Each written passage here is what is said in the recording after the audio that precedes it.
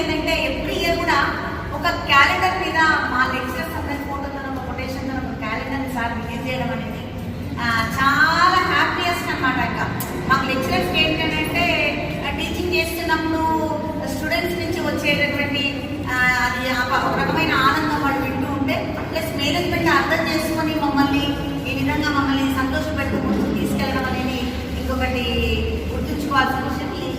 ఈ సందర్భంగా సార్ని మాత్రం నేను అప్రిషియేట్ చేయలేకుండా ఉండలేకపోతున్నాను. అందరూ కూడా గట్టిగా ఒకసారి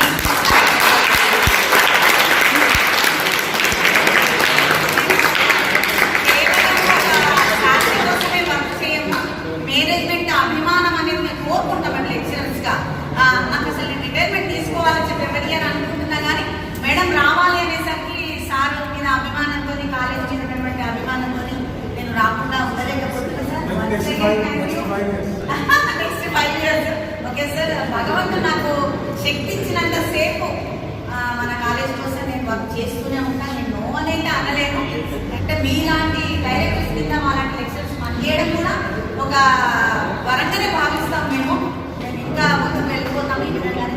thank you so much. And students విషయాన్ని చూస్తే చాలా బాగా చదువుకోవాలి. చదువు విలువ, కాలం విలువ. నేను ఎవ్రీ క్లాస్లో ఒక లెసన్ చెప్తున్నప్పుడు నేను ఒక మోడల్ నేను మీకు ఎక్స్ప్లెయిన్ చేస్తూనే ఉంటా. మీ పేరెంట్స్ని గుర్తుపెట్టుకోండి. మంచి కాలేజీలో అడ్మిషన్ దొరికింది. ప్రభాకర్ సార్ లాంటి director each and every student మీద కేర్ అనేది తెలిసే ఉంటుంది. మళ్ళీ పర్టికులర్గా చెప్పాల్సిన అవసరం లేదు. మనము ఒక ఇయర్ గడిచిపోయింది. ఇంకొక కొత్త సంవత్సరంలో మనం అడుగు పెడుతున్నాం. అయితే గడిచిన సంవత్సరంలో ఏమైనా విజయాలు పొందలేకపోయామా?